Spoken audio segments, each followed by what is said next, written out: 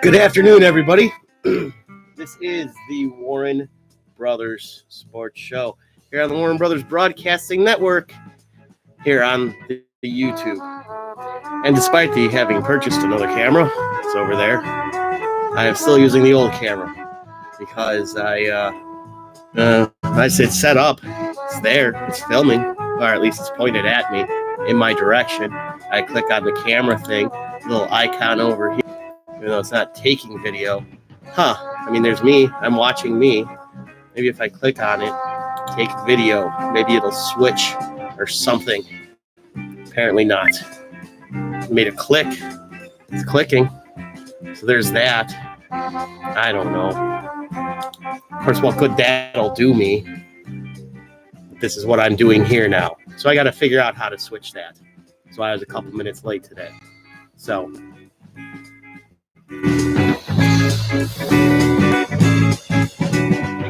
with that being said, the plans for today, at least content-wise, because content is key, not just having tons of content, but, making fun of others' content. That's what I do.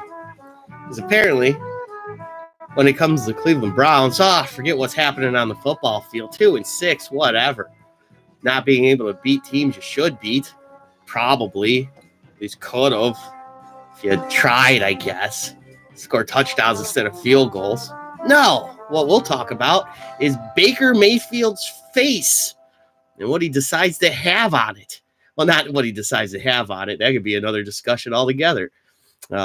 He's got plenty of options, even though he is a married man now to a woman. And that's probably what he's got on his face. Not old OBJ. Because as in a Mary Kay opinion piece, I have never read so many words that don't say anything. And when I read a Mary Kay Cabot article, my goodness, does she go on about nothing. She gets you with that attention-grabbing headline. Odell Beckham Jr. will leave Cleveland. What? When? Why? During the offseason? That's your contention already? You're going to write a full-on thousands. She gets paid by the word, obviously. And a lot of it's cut and paste words from other people. But my goodness, she writes this whole opinion piece on old BJ about how unhappy she speculates he is. The entire thing's just speculation on top of it.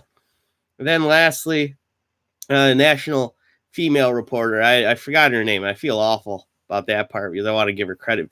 She actually did some research and wrote a pretty good article on why the Browns are having the problems that they are. There's this stat that's out there about Baker Mayfield having 6 touchdowns, 10 picks when he's got time to throw passes, and on second and third downs. And it's a glaring and important stat because it shows that it's partially his fault, but it kind of does come down to the coaching, and it's why Freddie Kitchens Frank Wiley had come out over the weekend say that, it wasn't like Freddie Kitchens was the mastermind. It was a team effort in building that offense that was so good when we went 5-3, and Greg Williams was the guy in charge and he kept it all together. And in fact, if Greg Williams hadn't employed his own son as defensive coordinator during that interim period, maybe we'd have a different head coach. Now, I think that was really the reason why, if there was a negative against him, but a positive for Kitchens, that Baker liked them and they were buddies and they're all friends and all that stuff. That doesn't win you ball games. NFL-wise, Chargers-Raiders football tonight. There's your Thursday nighter. Bet you that looked really good when that was being planned during the preseason and the schedule was being made. The unfortunate thing now, however, is that neither team looks all that good. I mean, the Raiders are all right. Did they just beat the Packers this past weekend? Was that them? I don't even recall. I'll share this on the Facebook right now. Can I do that? Is it doing it? I don't know. Click on buttons. Wait till show number 13 to do stuff. I think this is Paul's Facebook anyway. So, whatever. Maybe that just happened. I'm not sure.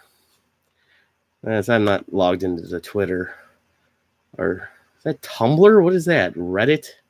I don't have most of these things. Pinterest? No, I don't. No, stop with that. Get off of that screen. I don't.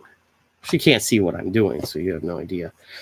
In the NBA last night, the only game of note for me, because my opinion is what matters, at least to me it does, anyhow, is that the Pacers defeated the Wizards 121-106. Pacers are actually looking like a good team. They're up to 500 on the season, 4-4.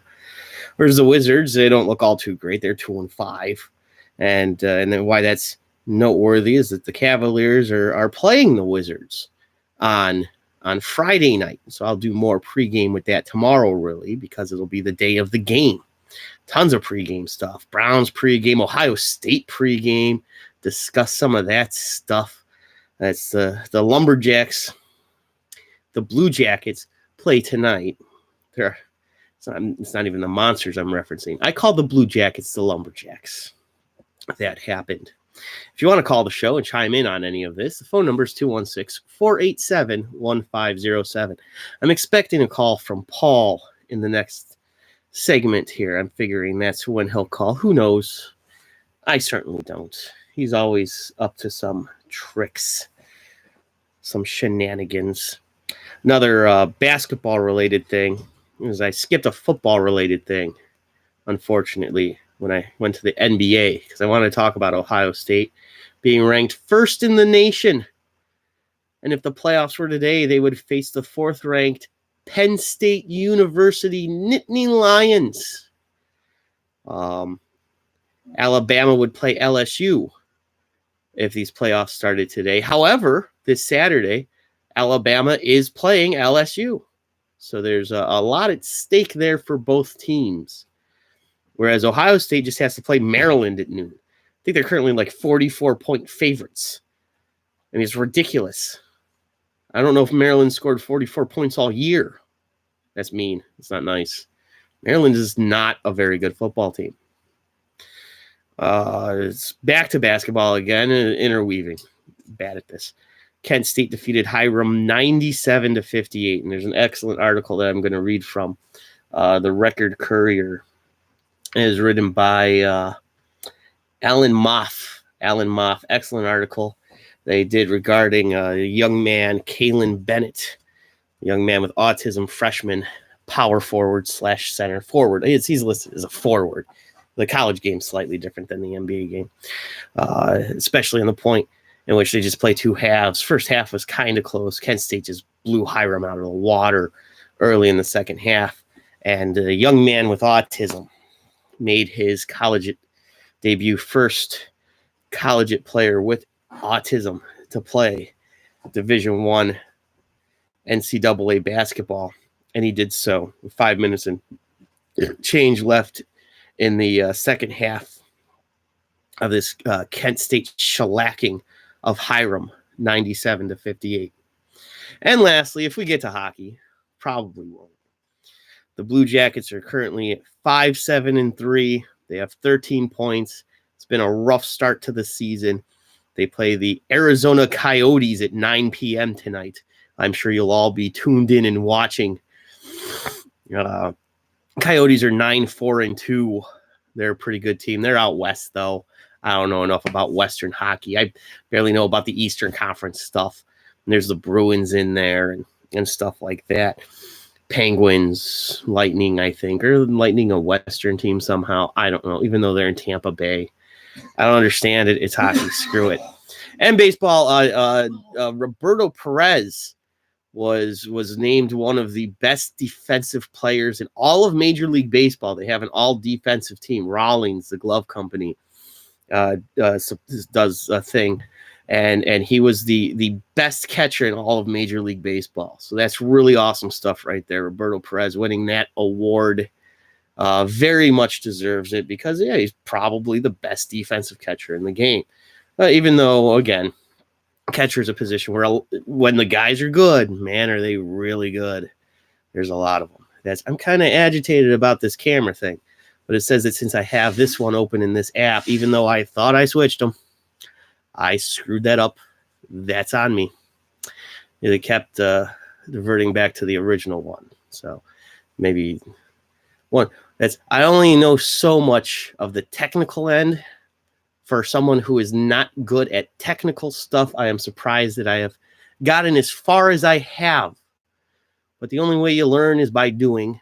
Not the only way, but one of the best ways to learn is by doing. Threw myself into that fire. Every once in a while, I get burned.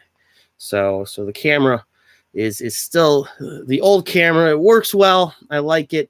But I did purchase a cheapo little other webcam thing that it looks pretty nice. It's crisp, but you wouldn't know it because just it's right over here, and it's filming me. It's not even filming anymore. See, it stopped. Not that you can see that because you can't, but I can. Not in love with the camera angle. I'm gonna have to fix that too because it's way over there.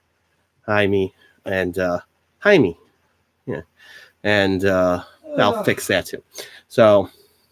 Because I go to click on change the cameras because that's a function you can do. I mean, check that. It's awesome. It says close other apps. And I'm not about to just end the show to just switch it. Maybe there's a cameras. Show advanced, framing grid, photo quality, time lapse. I don't know. What does this mean? Change where photos and videos are saved. That's not a thing I do. New experimental feature about this app. I don't know. So, you know me, the great filmmaker that I am. Garbage, just complete garbage. So that's what all is in play for us to discuss here on the Warren Brothers Sports Show today. All you jerks that I added on the Twitter, thanks for tuning in. If any of you are or did, it's probably just my same old regular crew, people who actually just message me directly via text. If you're out there at all, and if you're busy doing other things, hopefully the soothing tone of my docile voice is getting you through your laundry or cocaine-aidled drug use or whatever it is you do. I don't know. It's noon on a Thursday.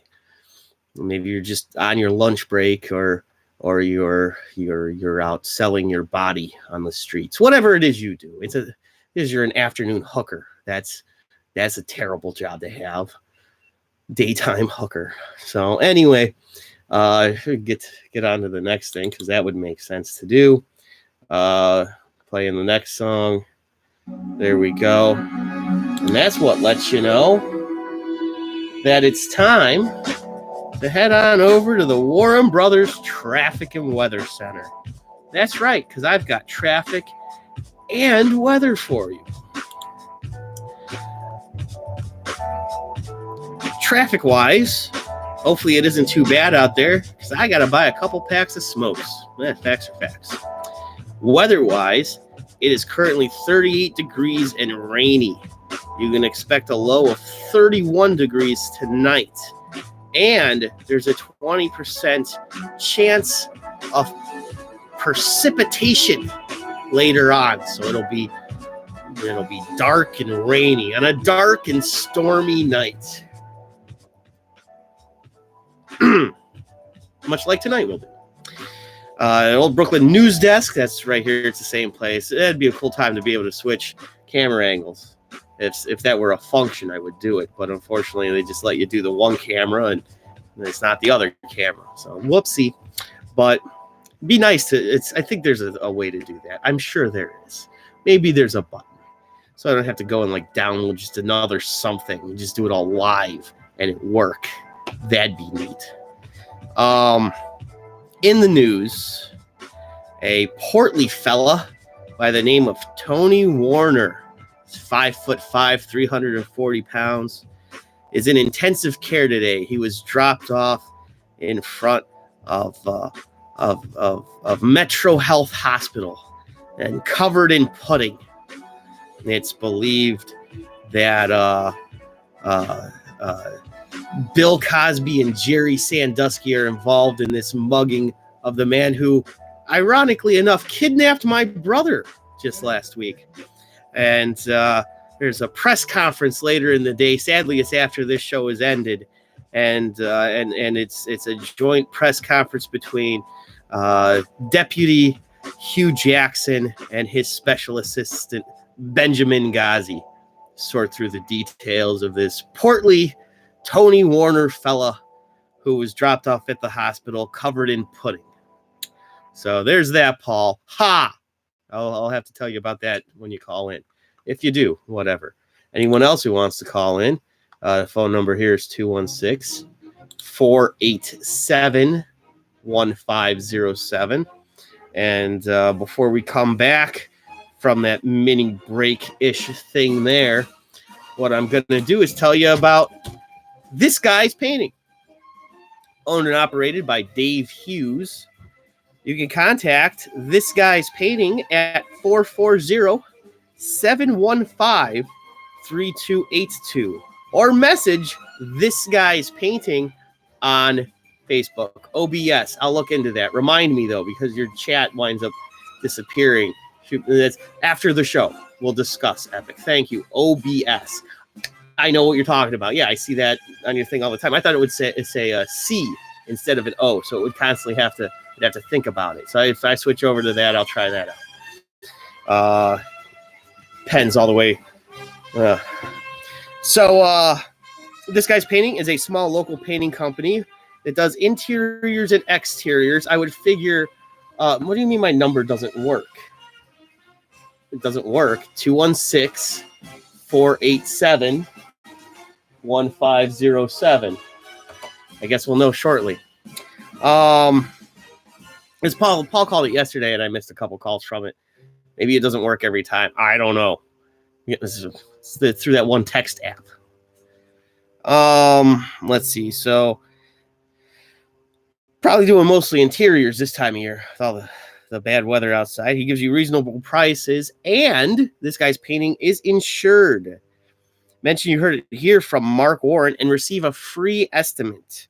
Expect a quality job done by this guy's painting. Owned and operated by Dave Hughes.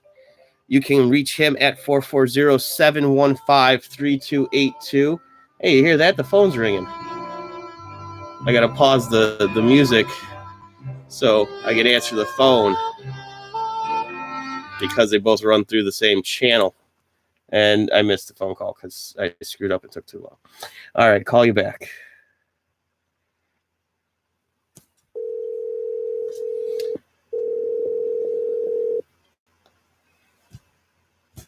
I'll do this guy's painting thing later. Oh, hello, caller. You're on the air. What's going on? Oh, hi there. Who is this? This is your dad. No, my dad's right over there. No, it's Epic. What's up? Oh, well, hello, Epic. Yes, that's how are things? Oh, we are good. I say we because I have multiple personalities. Oh, that makes sense. A moment ago, you thought that you were my dad. Absolutely. That's one of my personalities. Yeah. Oh, it makes sense. Anyway, yes. So anyways, about the OBS feature. Yeah. You're going live directly through YouTube, correct? Correct. That's how I like it. It's a live program, so anything can happen. Hey, Adrian. Fine. You can still do the same thing, but you'll have more control through OBS. You just kind of link your accounts. Okay. That makes sense. That's, you know what? If I was able to get this far, I might be able to figure it out.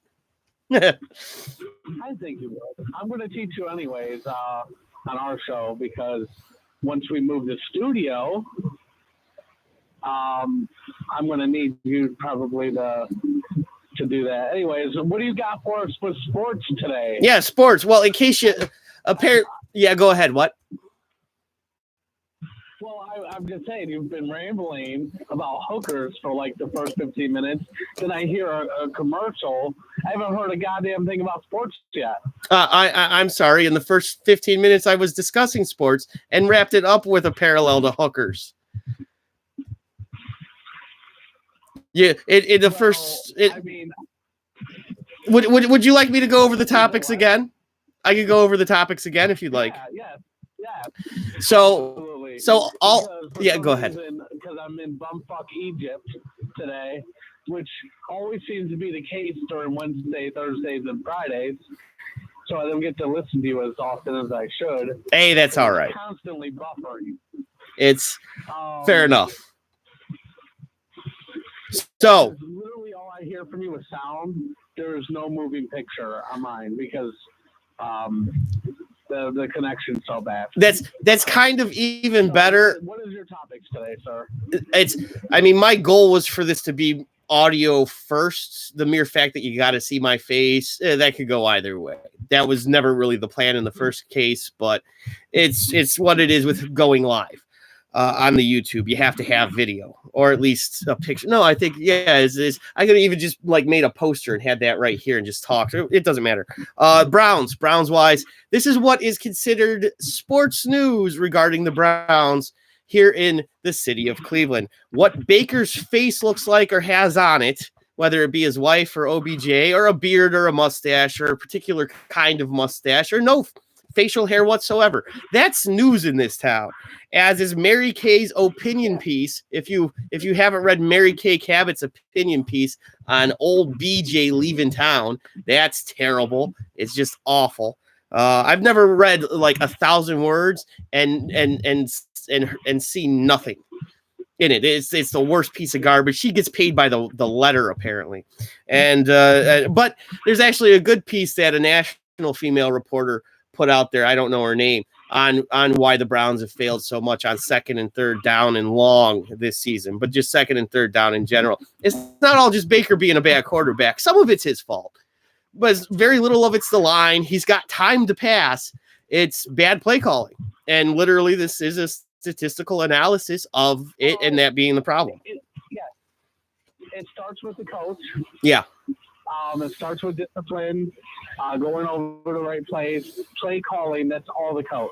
You know what I mean?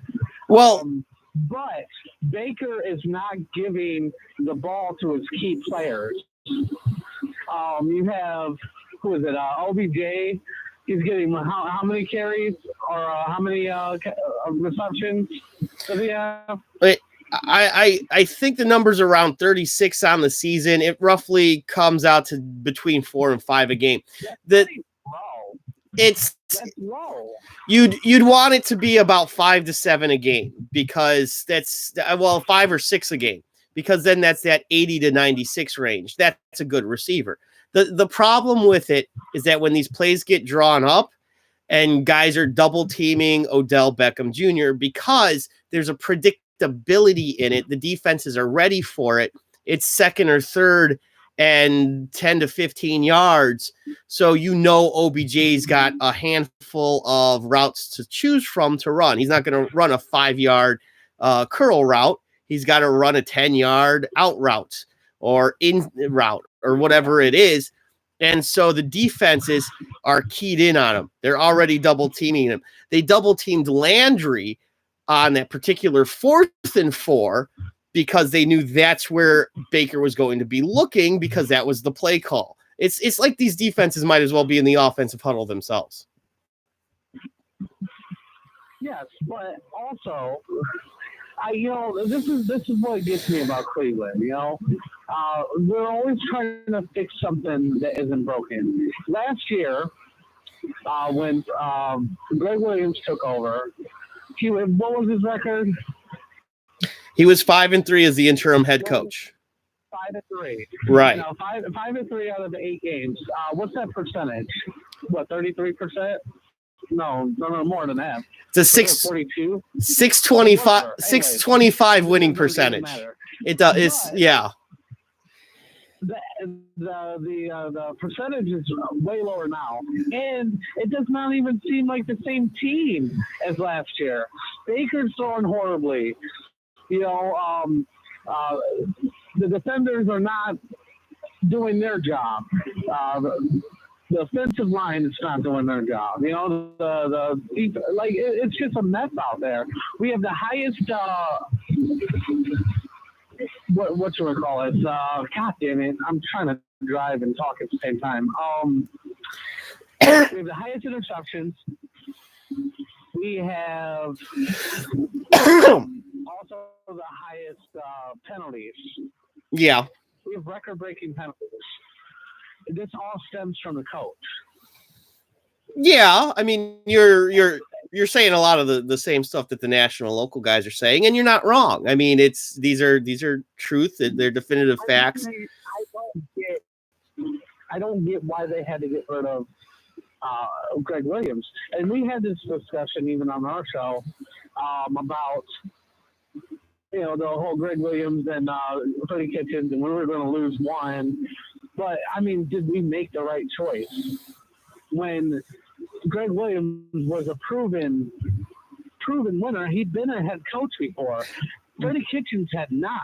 Well, and the other thing about Greg Williams when he was a head coach before, though, was he didn't have a winning record in any of those 3 seasons in Buffalo, but he had the experience. Yeah. If you look at the team he had, he didn't have much to work with. I mean, they were in a rebuilding phase and all that, but I mean, out of I think the 4 years he was there, didn't they go to playoffs once? No, between 01 and 03, those Bills teams didn't have a winning record. Their best year was 7-9. They had good defenses, but offensively, the Bills have had a perpetual problem since Jim Kelly retired. They can't find themselves a quarterback. They've had that issue. They shoot themselves in the foot. It's a very similar thing to what happens here in Cleveland. They finally, when they drafted this Allen kid, he looks like he might be the real deal. He was my favorite guy going into that draft. Same draft where we took Baker Mayfield. Baker Mayfield has the potential to have the longest career. When people are going on about the Lamar Jackson stuff and the same with this Allen kid stuff, the way when Buffalo has won since those early 90s teams is they've been built on staunch defenses and good offenses that run the ball a lot. Those Buffalo Bills teams of the early 90s were different. They didn't play very much defense, and they had great offenses. They ran they ran the no huddle offense like it was a thing that you could do, and they excelled in it. You're really not supposed to have that kind of success doing it all the time, because then you give up a ton of points on the defensive end. I am the main proponent of, hey, let's leave things go the way they are. Let's struggle for a bit. Let's build a team. Let's learn by losing. You know what I mean? Because historically, that's what happens. Right. You get a shitty team. You start building all the pieces. You keep the pieces that work. And sometimes you just have to struggle through it. You know what I mean? I think the biggest problem the Browns have always had is we're really quick to be like, oh, you made one mistake, out you go. I don't want to fall into that same mentality.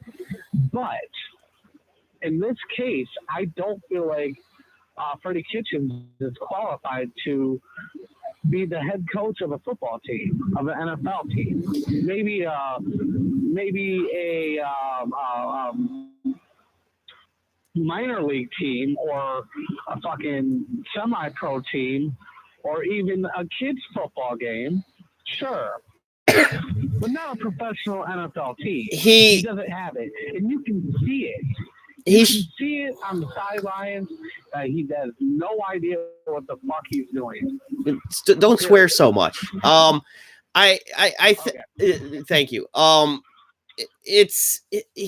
He literally was the coordinator for all of 8 games. He needed more experience doing that first. He could coach at the college level. I could see him having success somewhere down there. Kids Pee-wee leagues, he'd probably be good at that too. Yeah. But it's a heck of a jump to go from being a positions coach for years, be an offensive coordinator for a handful of weeks, and then become a head coach. He wasn't ready for it. That's true. But the thing is I mean, all of these things, they take time, and I'm with you on that. This is where the patience needs to come through a little more. Is that in that case, give him 3 years. I mean, this stuff doesn't happen overnight. Terry Francona in his first job. I agree. Terry Francona in his first job as a manager, they didn't have a single winning season there with the Phillies, I believe it was. So, yeah. You know, it's great coaches don't become great coaches overnight. Bill Belichick had a terrible time here. He had one winning season in 5 years as the Cleveland Browns head coach, and look at him now. He's Bill Belichick, I mean, sure, he has to cheat to win, but, he's considered one of the greatest head coaches of all time.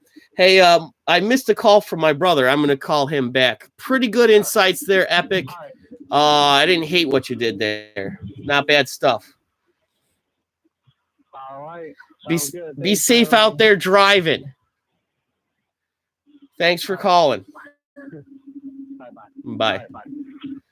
All right, so that was Epic. He hosts a show on Sunday mornings. I'm gonna call my brother back because I want to hear what he has to say about things. I guess he's hanging around in Pennsylvania.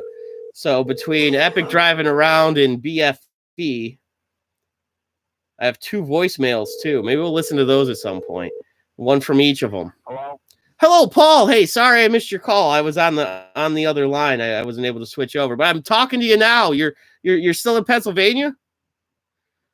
Yes, I'm in Clearfield now. Clearfield. All right. Blizzard, and the blizzard has begun. Oh, so you're trapped in a blizzard. Yes, I am. Hey, I want to share this news story with you really quick because it's really strange how it happened shortly after all that stuff that happened to you and you got abducted and all that. I was reported on the news last night that a 5'5", 340-some-pound man identified as Tony Warner is intensive care at Metro Health. He got dropped off there by an omnibus-looking white Ford Bronco, and he was covered in pudding. Oh. There's a press conference later today.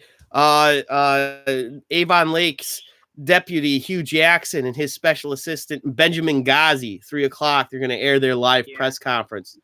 So stay tuned for that. If they play it in your news markets, those are the two. That's it heavily involves the 2 suspects from the Penn State Penitentiary who escaped. So that might be a Pennsylvania connection there. So hey, so you're stuck in a blizzard. Yes. And I haven't found any of our relatives. Oh, you haven't found them? No, I haven't. I looked everywhere, but this interesting gentleman who thinks he's invited me over to his mansion. You have a name? And, unfortunately, What's the guy's name? Dracula. Dracula. Dracula he's from Pennsylvania. Everyone said he was from Transylvania, but he was from Pennsylvania, actually. Uh-huh. And his name's just... Yeah. Yep, and it was interesting. He said, "Tonight I'm going to suck." Was that a Browns player who said that? No, that was Dracula who said that to me. Dracula said he's going to suck. Just that he's going to suck? You better not go over to his place. You got to be careful of those guys who want to suck.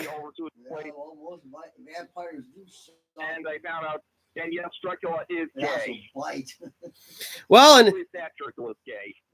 So apparently, well, he wouldn't be it's not a Dracula. That's like calling the monster Frankenstein. That was Frankenstein's monster. Yeah. This is a vampire. Okay. And so his name happens to be Dracula, and he's gay, and he wants to suck.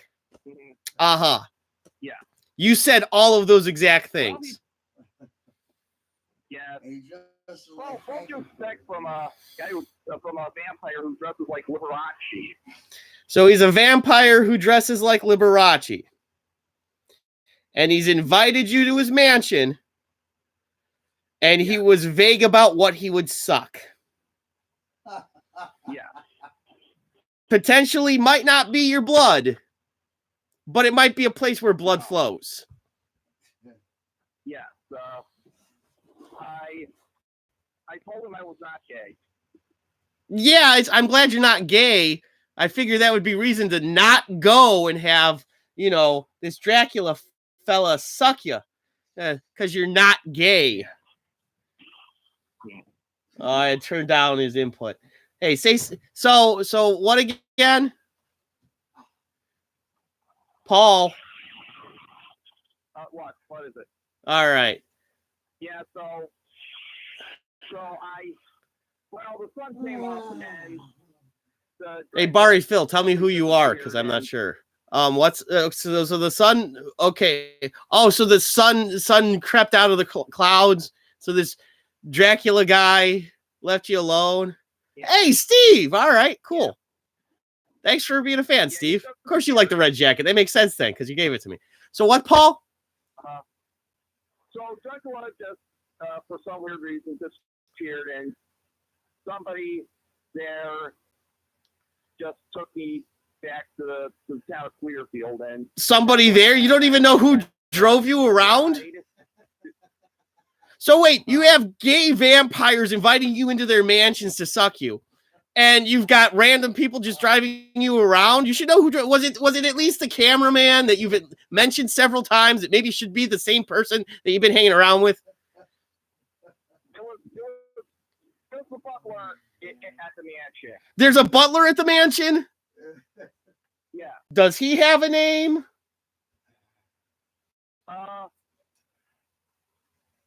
I'm not sure. You don't know his name and he's driving you around. Joe. What? You just think Joe, that's it. Joe. Does he have any distinguishing characteristics, like maybe a hump or were you roofied? He's just an old guy. You just sound high. He's an old guy. I don't wherever you're guy. I heard you. Yes, I understand. Some guy who's a butler. An old guy who's a butler for Dracula who decided to drive you back to Clearfield. Some guy who's a butler at Dracula's mansion. Gay Dracula. Dresses like Liberace. What the hell are you talking about? These are your excursions? This is what you do? No, but well, yes. I'm just trying to either get back home or get to State College. Penn State, right? Yeah, Penn State. That's where you're heading? But it's easier said than done, yes. Okay. You happen to know who they're playing this weekend? No. Oh, okay. Well, that's too bad. You could have done something actually sports related. And actually huh? Who are they playing? No, that's why I'm asking you. I didn't research it myself. I don't give a crap what team Penn State's playing. It's the only Penn State thing I had, which is an actual thing, is Penn State is currently ranked 4th in the college football. So they would be in the playoffs, and they would be playing Ohio State if the playoffs were today. I'll find out this evening then. You don't have to, but if you wind up at Penn State tomorrow, you could do a whole thing about Penn State playing. I literally could just look it up right now. I'll look it up now because it doesn't matter towards your story. No. I'll look it up. I gotta get going. The blizzard's getting too far. Yeah, I do hear a lot of whooshing in the background. It sounds like heavy rain. So long as the whooshing's heavy rain and it's not like a bat flying after you because he wants to suck you.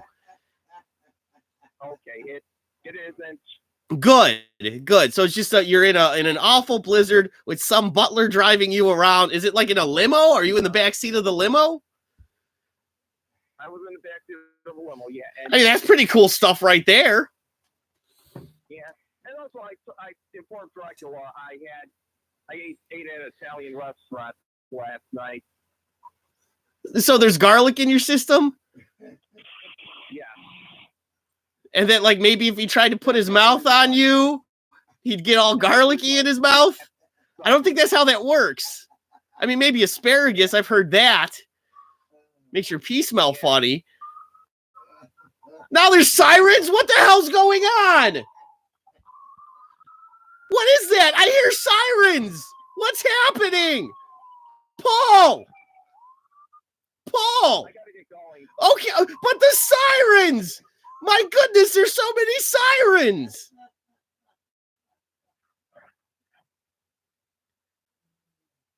You're still there. I hear you. Now the sirens are gone. You got nothing? You're just going to go? Paul? Oh, that's alarming and disturbing. I'm more than mildly concerned. If you can't tell from my demeanor right now. Well, we got to take a break. Apparently the show's more important than finding out whatever the hell happened to Paul. That's weird. Oh, weird, wild stuff there. I don't even know what's happening. Oh, I should turn this down before I blow my ears out. If it'll...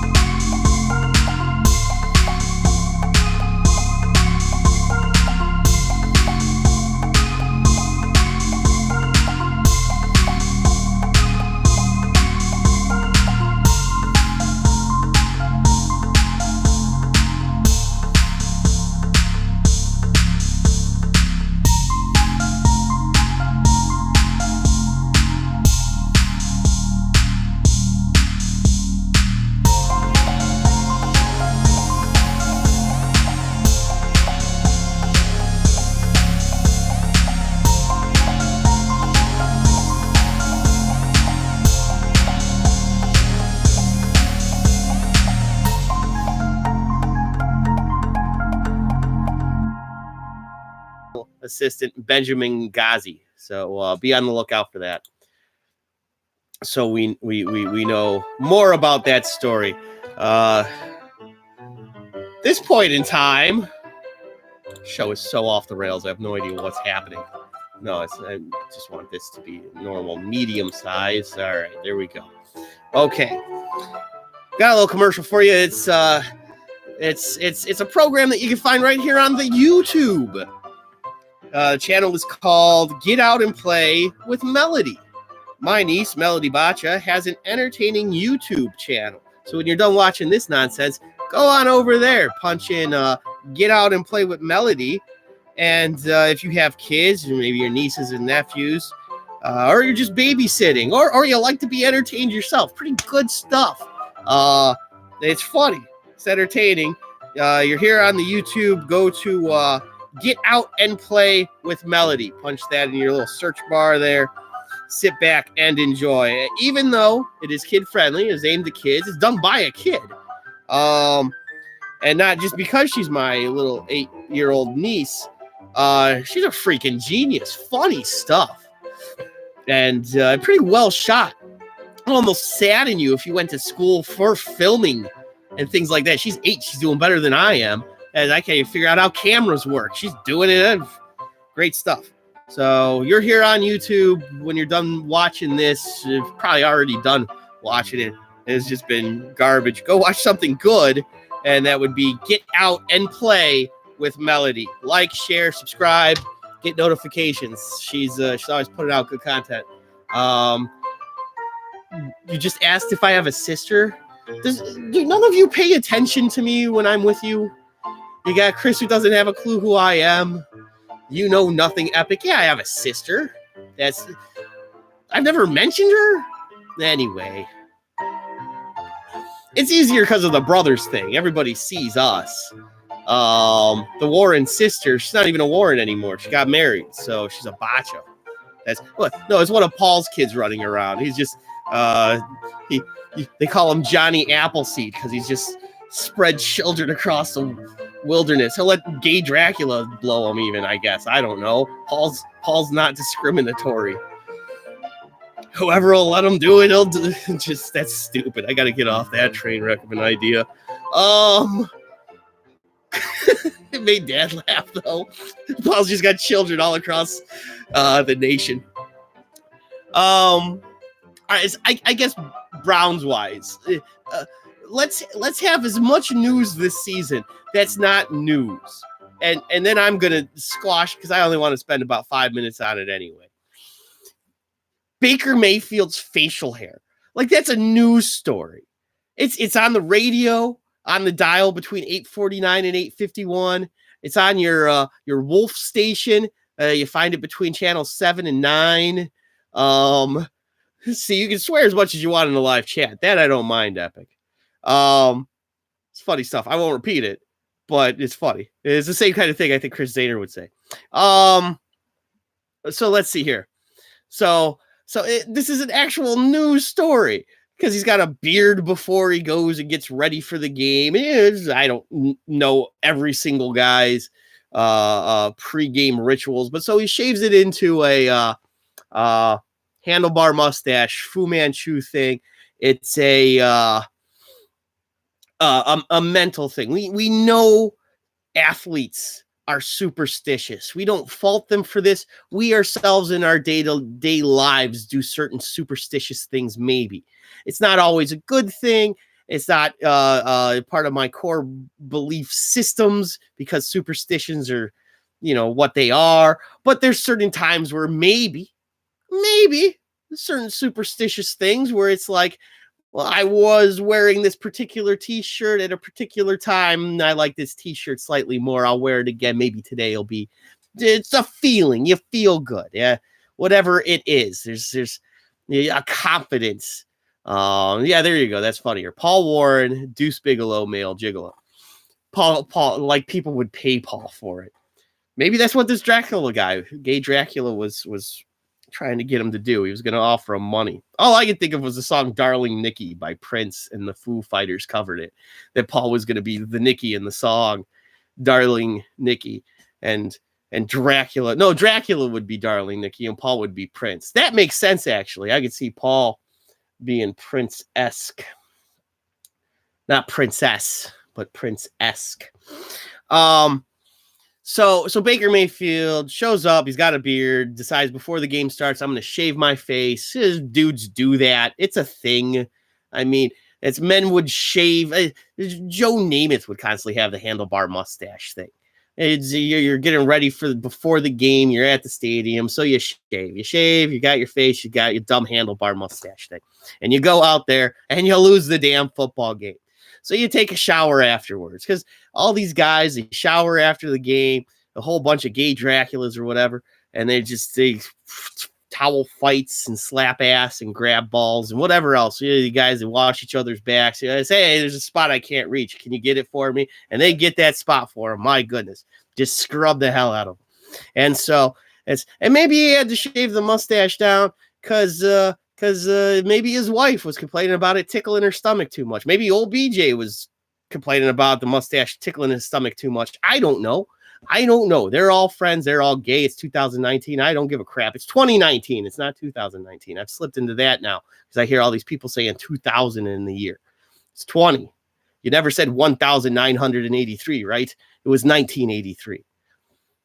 So anyway, and you got Baker. Now he's just got a mustache at the press conference, and he looks like one of the burglars from Home Alone, and so on and so forth. This has been news this week. People consider this crap news. I'm watching it. I'm listening to it. There's polls on Twitter. Which look do you like the best? I like the look of winning. That was most of the answers. I didn't even have to chime in with anything stupid.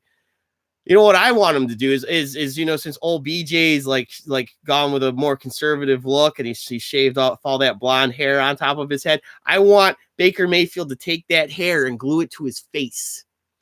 Just glue all that blonde old BJ hair to his face and just look like he's got a whole bunch of curly, fancy little blonde pubes all over his face.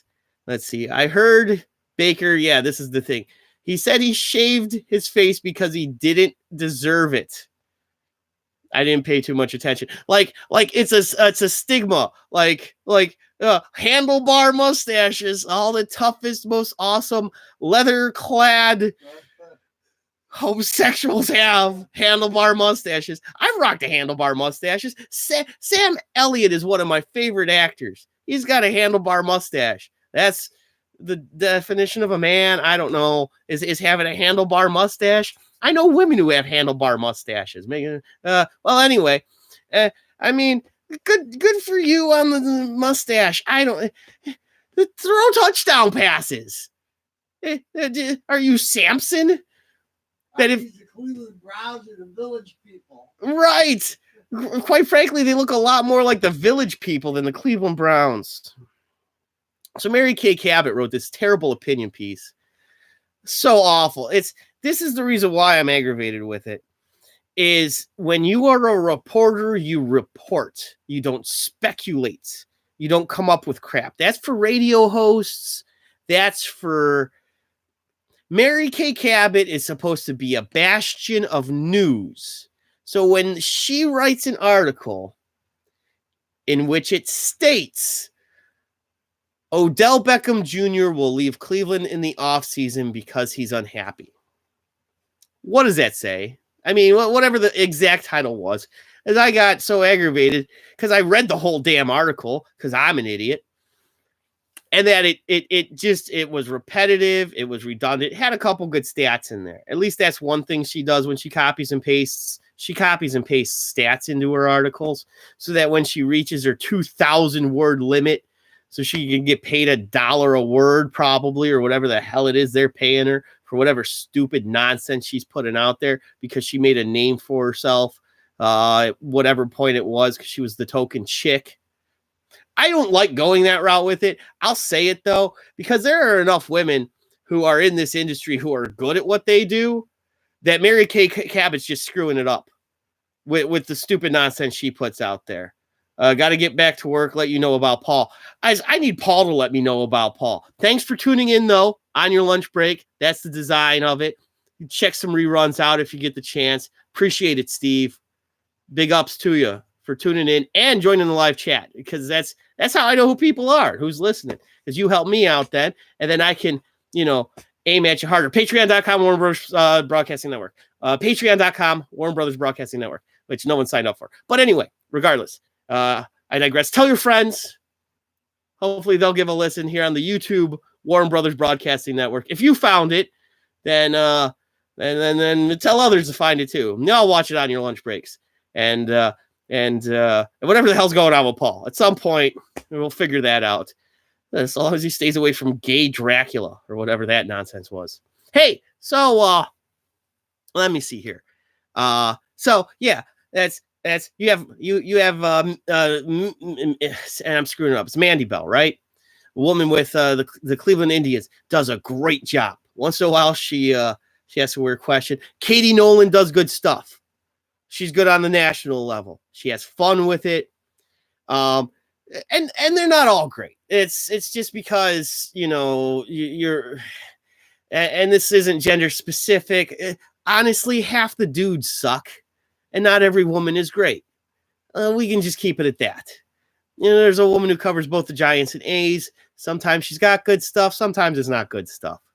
That's all there is to it. It's not like you're not going to be perfect every time out, but be good. Don't write opinion pieces on this disaster of a Browns team that you could easily already just report real news on. But you got to make stuff up. You got to just spew out, well, OBJ, he's going to leave. He'll just leave. It's not part of his contractual obligations. He's got to be here till 2023 unless we trade him. I mean, what, he's going to do the same stuff that other guys did, Antonio Brown and fellas like that? I'm just not going to play it. I'll just sit here and you have to pay me. Well, no, they don't have to pay him. And she brings up all this nonsensical stuff. He likes to travel. He loves fancy stuff. He's a fancy man.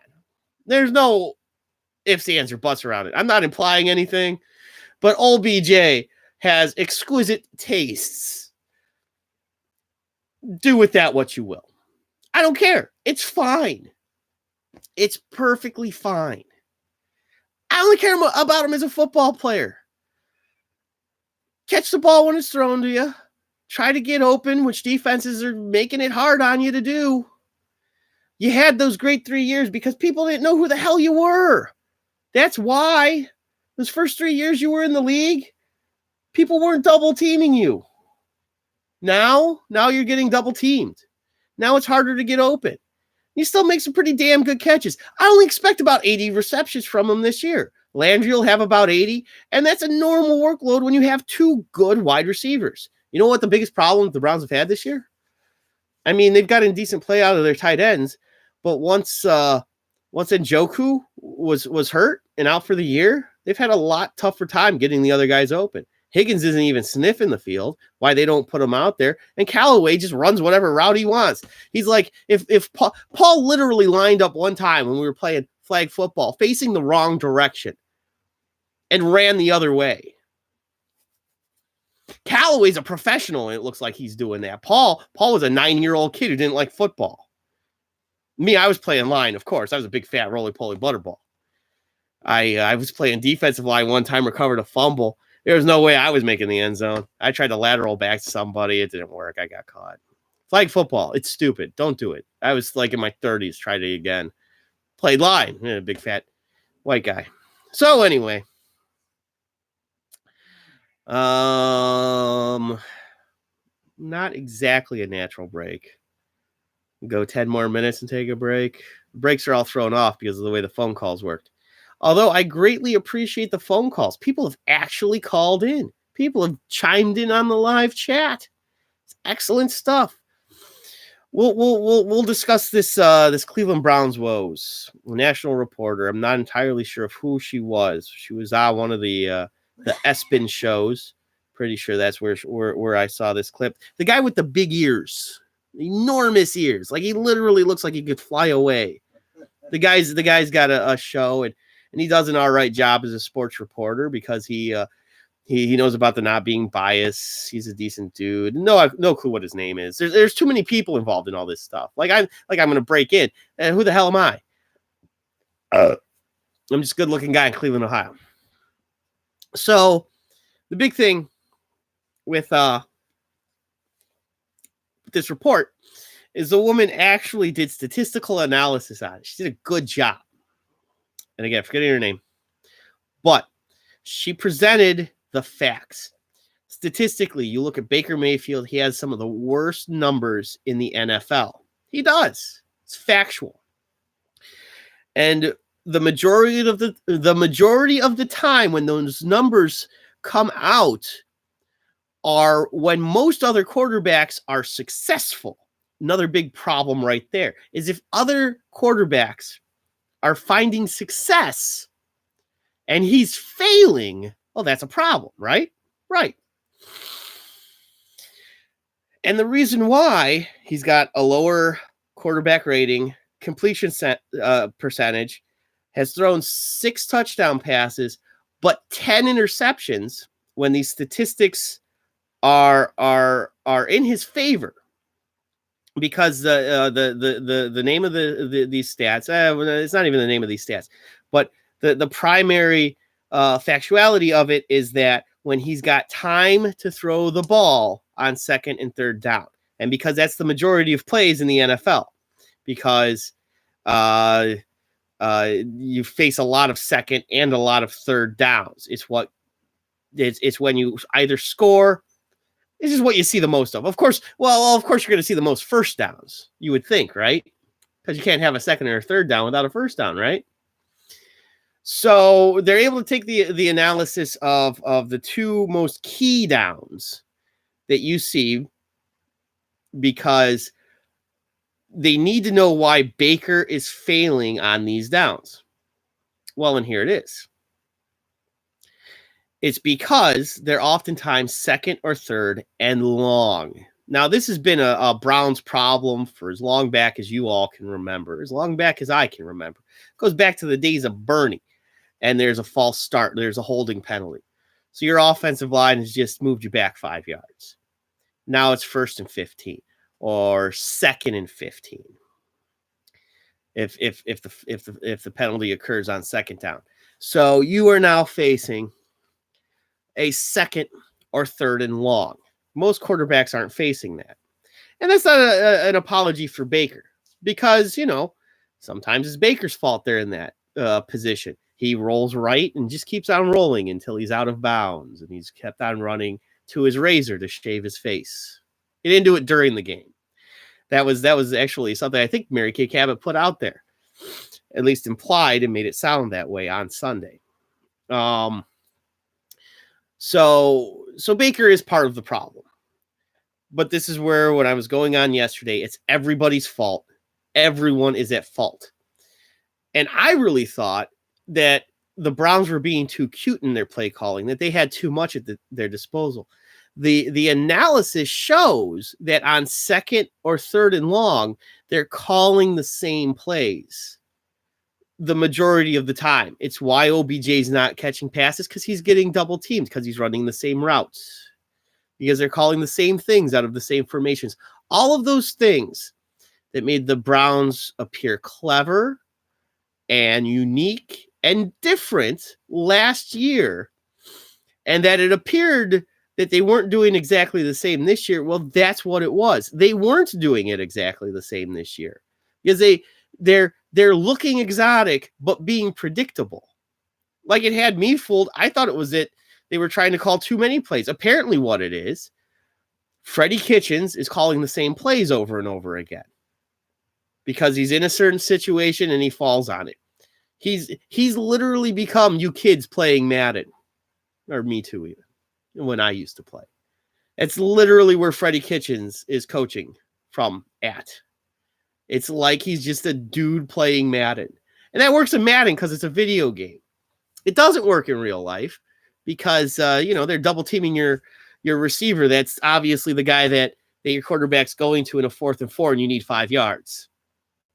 I didn't like that on that route because they make a big deal out of this because Beckham felt like he was open, and I guess he did create separation, and even the national commentator was like, throw Baker, throw OBJ the ball, basically. Because I think he's the local dude who doesn't actually like cheer for the Browns, but you can tell he wants them to win. Because anytime you listen to any commentators, there's almost a negative Cleveland slant. That's mostly because I'm a Clevelander, and I'll say that. But when the guy actually owns a home here in Ohio, it's the one dude. I like him because he actually sounds good, and he sounds like he knows what he's talking about. And of course, I forget his name. It's well prepared, super well prepared. But the reason why Baker doesn't go to OBJ on that route is because it's not a route he should be running anyway. You need the 5 yards. Why is he running a 20-yard route on 4th and 4? That's the perfect time for the dig route, the curl. You hit him 5 yards downfield, you got your first down. And he's in man coverage. Probably is. He's just flying downfield. You don't need 20 yards on that play. If that was the 3rd down play call, that would have been great. I'm all for it because then you still take the chance. You still just run the safer play on 4th down when you need that yard or so. On 3rd and 1, they went with the conservative route, and Chubbs got stuffed for a 3-yard loss. But at least it was on the field that time. Yes, I'm still picking apart this Broncos game, and I don't need to because I did that yesterday. And I'm just mad about it because you had a game you could win. You won that game last year. It was like the same damn game. Your teams are roughly in the same place at the same time in this part of the season. You won that game last year, though. Why was there more desire last year? How is that the thing that it comes down to? That's feelings. I mean, this team is losing games because of the way they feel. How stupid is that? That's not football. There's no feelings in football. You don't feel things. You don't need to have your face looking a particular way. None of this stupid stuff. You get out there and you execute. Win your damn football games. At least look like you're trying to win or something. Speaking of a team that actually wins, though, and it's football, the Ohio State Buckeyes. That's right. Number 1 in the nation. And I'll tell you more about how they're facing the unranked Maryland Terrapins. Terrapin? Go to Terrapin Coffee House.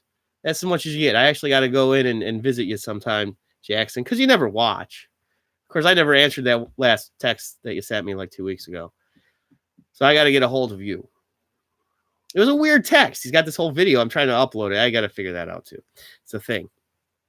He looked like he was dying or something. I totally even just skipped the NFL game that's actually going on tonight. But as it stands right now, Ohio State would be facing Penn State, where Paul is going to report from tomorrow. They're playing some big game tomorrow. Big Ten game, not even a big game. I have no idea who Penn State's playing.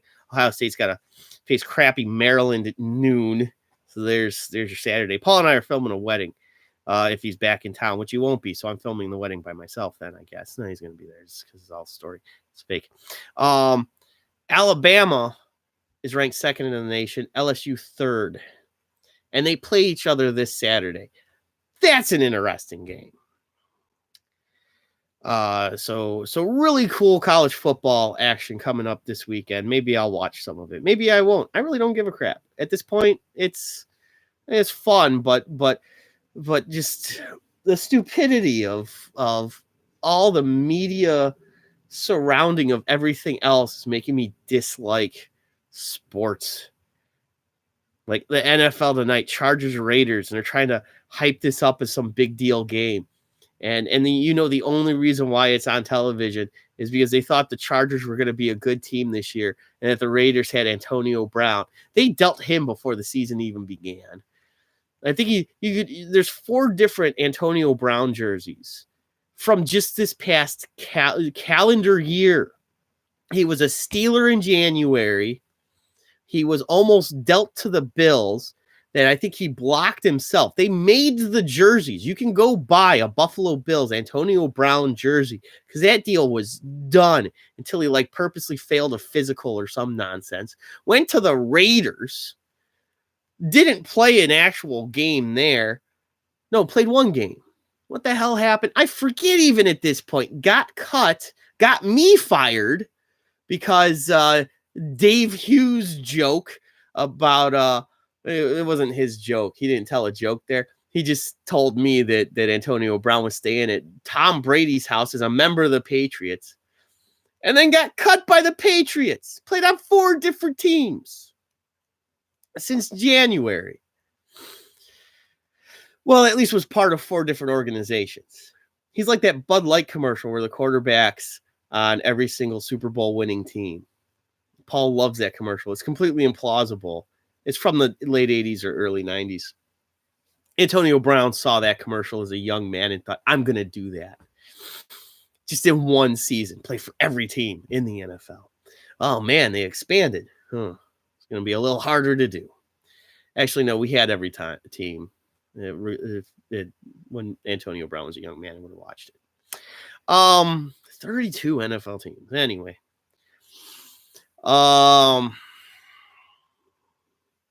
So Chargers Raiders game, watch it if you want tonight. I don't care if you do or you don't. About where I'm at feeling this way. Because I got to let you all know that it is now time to head on over to the Warren Brothers Traffic and Weather Center. In traffic and weather, I got to click on this other thing. I want to make sure I haven't clicked on it. All right, here we go. In traffic and weather, traffic hopefully isn't too bad because I got to run out and buy a couple packs of smokes when the show's over.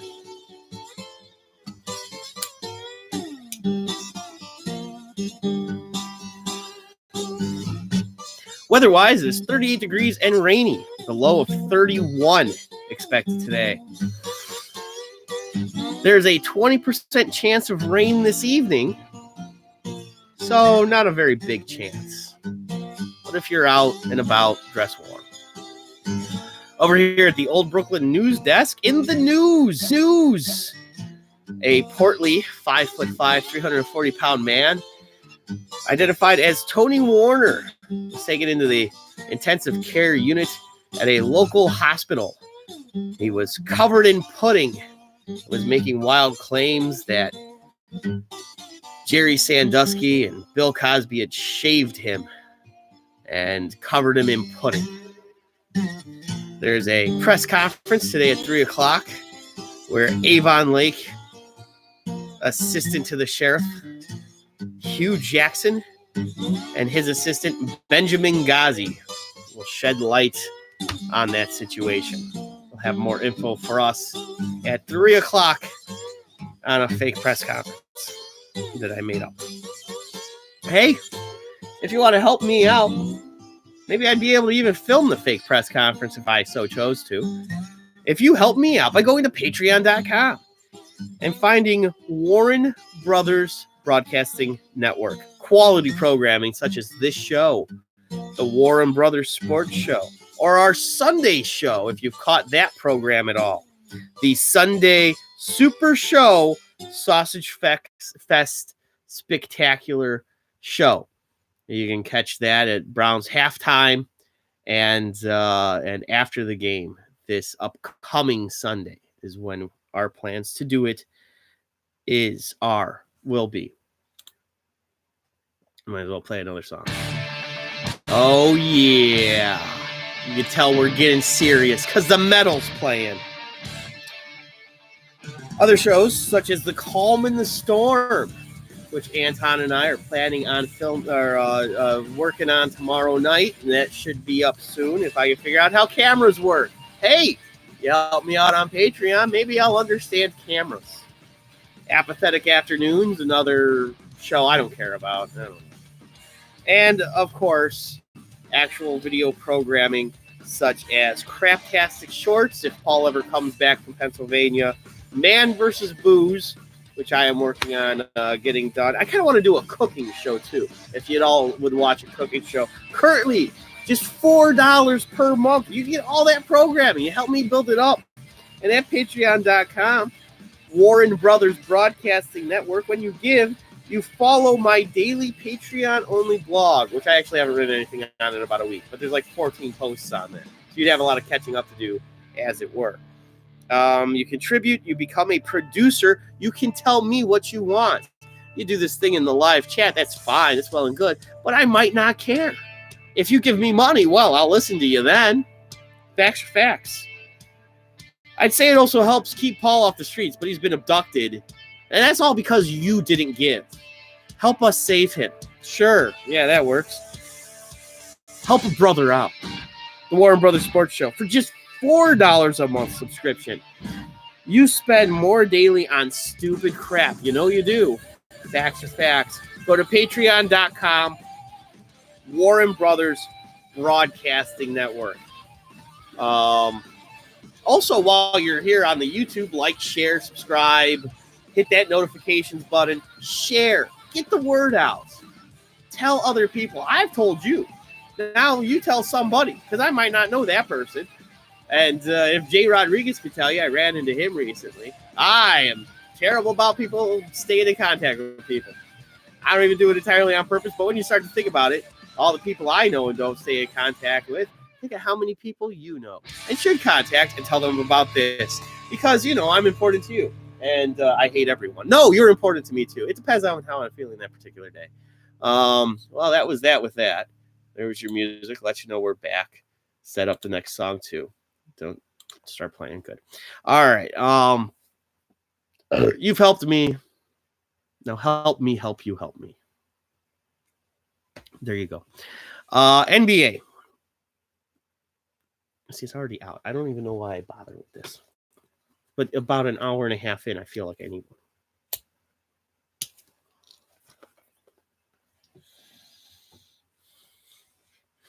I try not to smoke on camera. We're going to do all the basketball stuff. I'll touch on hockey real quick. We're about through with football. That's all I felt like talking football. So aggravated just with football on so many levels. Oh, man, is football driving me nuts. Huh. All right. Certainly. Tough with the levels of my voice. And it sounds higher and all sorts of things at different times. So probably because I got to face the board to turn myself up, as then I'm not facing the microphone. So I don't know how loud I am. So I can see the bars. Never mind. So the Indiana Pacers defeated the Washington Wizards last night. I don't know enough about the Wizards anymore. I followed them best I can. I don't know if John Wall's still on that team or if it's the other dude. I forgot who the other dude was. Wasn't John Wall the first guy there? Now the other dude's there. Now they're bickering. All these NBA backcourts are worse than marriages or bad dating relationships. Now KD and Kyrie are together in Brooklyn. What'll happen? Oh, KD's injured. Kyrie still thinks the world is flat. Russell Westbrook and James Harden are in love in Houston. LeBron James has Anthony Davis in LA, but there's another power couple in LA. Whoever the hell the two guys on the Clippers are. Kwame and Kawhi Leonard. And the other guy, I don't know.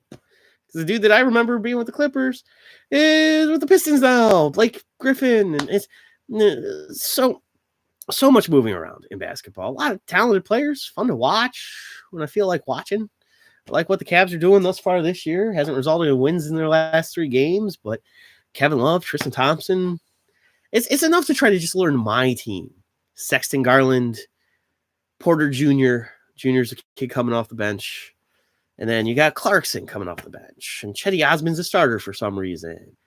And Matty Dellavedova, who every white dude in Cleveland, Ohio, turns into gay Dracula around Paul for. What else? Crap. There's other guys on the team, too. I almost listed them all. I'm forgetting key ones. At this point, though, Larry Nance Jr. Love Larry Nance Jr. Big fan of his. He could stay a Cav his entire career. Even if all he ever is a good backup. He's Larry Nance Jr. If Brad Daugherty had a kid and Mark Price, both get him up here. Mark Price should be your head coach. I'll stand by that. Beeline, actually, let Beeline ride this out for as long as he can. I like him too.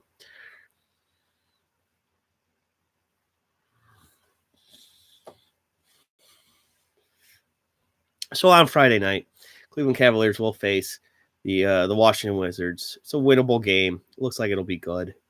I almost kind of want to watch it even. Like I don't get real big into basketball, especially earlier in the season and stuff like that. And listening to the games isn't the same as watching. But, looks like it could be a good game. It'd be nice to watch some good basketball after last season. Which, I mean, even in the losses this year, it's a different feel. It's like the team, they don't fall 20 or 30 back by halftime or early in the third quarter. And it's driving around delivering pizzas a lot during basketball season last year. And listening to terrible basketball games on the radio is not enjoyable. But getting to listen to pretty decent basketball games this year, even losses-wise, I'm not expecting a ton. If they reach 30 wins, great. That's a step in the right direction. But you already got plenty of people who are like, oh, you got to get a high lottery pick, even after how last year's ping pong balls bounced. And I think the team that won the draft lottery only had a 2% chance of getting the first overall pick. Everyone's still like, oh, no, you got to finish with one of the worst records. You got to. The Lakers had a much better record than we did last year. They picked before us. So I don't put enough on that because it's still just a lottery at the end of the day.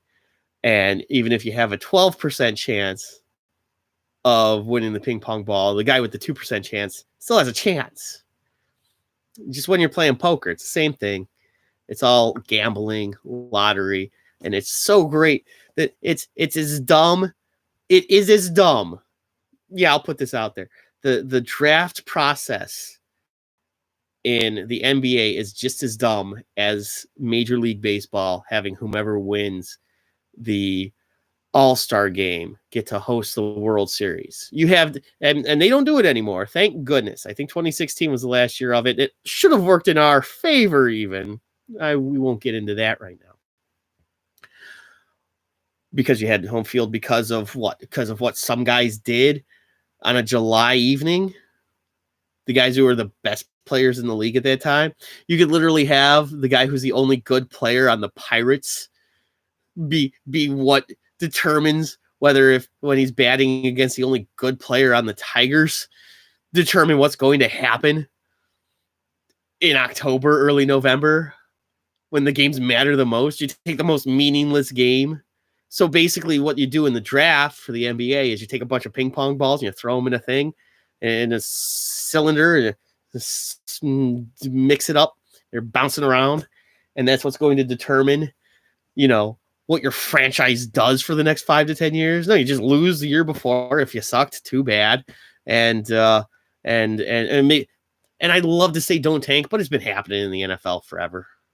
It has, even before the basketball stuff. No, probably around the same time.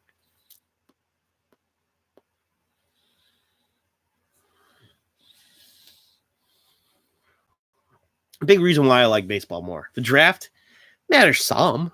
It's not that it doesn't matter. But you'll find just as many good kids that you can sign as free agents in Dominican leagues and things like that. Or even the way the Senators, that's how old I am, the Nationals constructed their team. Handful of young dudes, a lot of veterans who were thirsty for a ring, who wanted to win it all. A couple guys from the Tigers, couple guys from the A's, couple guys from the Indians. You built that team up via trade or free agency, and you won the whole damn thing. Now, I'm not saying that's the blueprint. Like, I like the way the Tribe's done it since pretty much the late 80s. And John Hart got in there, and the guy before him, who was his mentor, the way the Jacobs, when they owned that team and they had it run, they've been our best ownership here. Hands down. You say what you want about Dan Gilbert. He's in between a little too hands-on. People are saying that he's, even after the stroke, while he was having the stroke, he's telling people what to do. Poor guy had a stroke. He's recovering in Detroit. They're acting like he's making game time decisions. Indians, when the Jacobs owned them, best run franchise in the city. I don't think you'd have to go back to whoever the hell owned the Browns before Art Modell. I think that's the only other comparison you can make. I will say the Bill Veeck Indians are up there.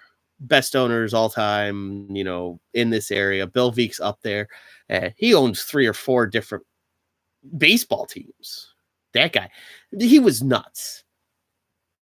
But it was cool. Other basketball things. See, this is my big story. This is what I am most intrigued in. Kent State crushed Hiram. A broken Hiram team. They beat them 97-58. Now their next game is on Monday against Towson. I know very little about this college, Towson. It's a small college, I'm fairly certain. It's Division I, though, so it can't be that small. I think it's Division I. And I have an article up, and I'm going to give this guy all the credit because he wrote a great article for the Record Courier, whether it's a Portage County paper or a Kent paper, maybe even a Kent State school paper. I don't think so, but the writer of the article is Alan Moff. Wrote a great article about a young man, make sure I get the first name right, Kalen Bennett, a 19-year-old, maybe he's still 18, with autism, a freshman at Kent State University. And he made his college debut. Now it's if I were smarter with the graphics and those kinds of things, people more technical than me, but you can look them up yourself. Kalin, Kalin Bennett is a young man playing basketball. You literally could just punch into your Google browser, Kent State autistic basketball player. This dude though, and I just. And just like looking at his picture, he's smiling, and he looks like a stand-up young man. Raised real well by his mom. And she's still heavily involved she's still heavily involved in his life. I'm just going to read the article. A great article, and that he was diagnosed with autism around his first birthday.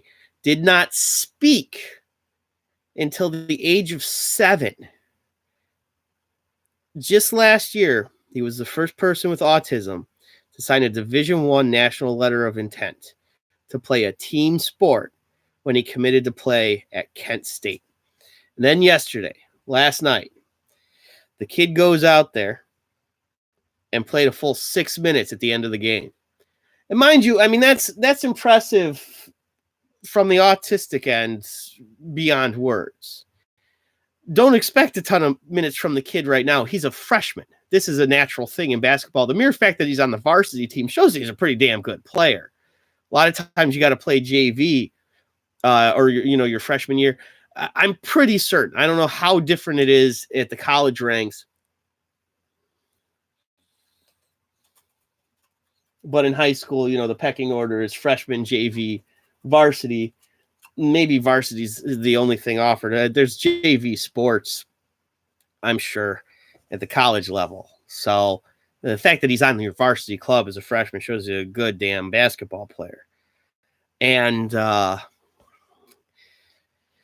he was greeted with a loud ovation when he checked into the lineup with 5:42 remaining and the Flashes comfortably ahead. Now, mind you, he's going to play more in what they call garbage time. It's also the name of the show Katie Nolan hosts, that Adrian referenced earlier. Garbage time, when you've either got a huge lead or a small lead. Again, completely normal for a freshman kid to come into. Had a rebound on one of the first possessions. Kid does his job, and he plays basketball well. And scored. I mean, his final stat line was something like 2 points, 2 rebounds, and a blocked shot. That's a cool part of his game, too. And watching some of the highlight reels on him from his high school days. Kid, he's not afraid to, block that shot if you're driving the lane.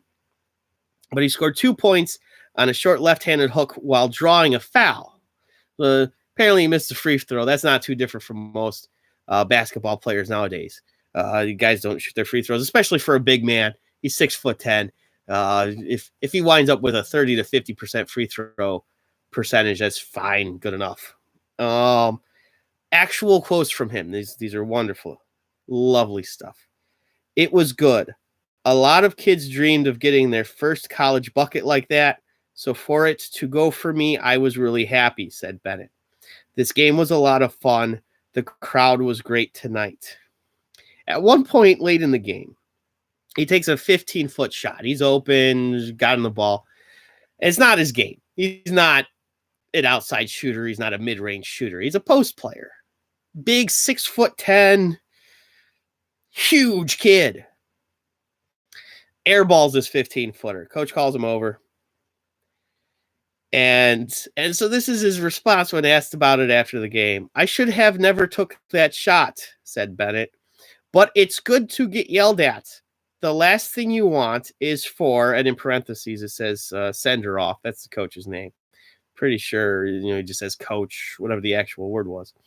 Last thing you want is for coach to not say anything to you at all. As long as he's saying something to you, it makes you feel good as a player. This kid, brilliant, bright kid. Let's see. His teammates push him to the front of the line to ring the victory bell. I guess that's a thing they do down there for Kent State basketball games. Last thing he said, I didn't even know I was going to ring the bell, said Bennett with a wide smile.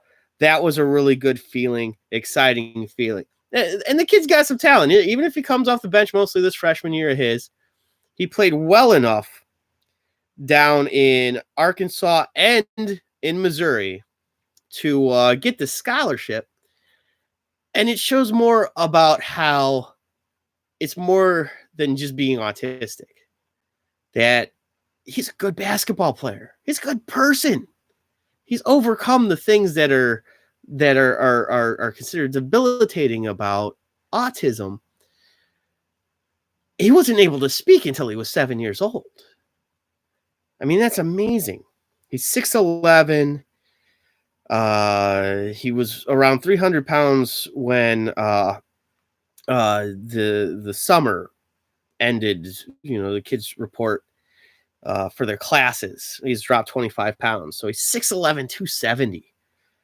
And he's from Arkansas, played at Little Rock Christian Academy for 3 years, and spent last year at Link Year Prep in Branson.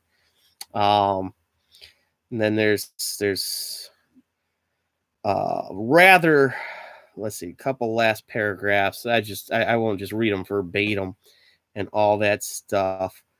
The coach was the current coach.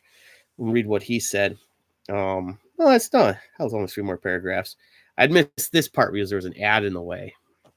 Playing Division I basketball was the latest in a series of sizable hurdles cleared by Bennett, who was once told he would never walk or speak. Those are large parts of the one end of the autism spectrum. His parents were there, while fans across the nation were pulling for Bennett to continue proving that any limitations caused by autism can be overcome. And from the coach himself, Senderoff with Kent State, when we signed Kalen, I didn't realize what exactly was happening in terms of a bigger picture. Senderoff went on to say, I am a parent and a coach. The impact that this has had on a lot of people, I'm not going to pretend like it doesn't mean something to me. It does. I was really happy that he was able to score his first basket. I feel really happy and proud for him and glad to be a part of it because I know it means so much to so many people. And now in autism, and this is what the writer, again, wonderfully written article written by Alan Moth. Great article. And he closes it up with this one last paragraph. Autism refers to a broad range of conditions characterized by challenges with social skills, repetitive behaviors, speech, and nonverbal communication. According to the Centers for Disease Control, autism currently affects an estimated 1 in 59 children in the United States. Those numbers have grown to that number. When Paul was diagnosed back in the mid 80s, it was something like 1 in several hundred, 200 or 300, and maybe it might have still been the thousands. So autism is growing, and there's a very large spectrum because of the characteristics with the challenges in social skills, repetitive behaviors, things Paul has overcome, speech, and nonverbal communications.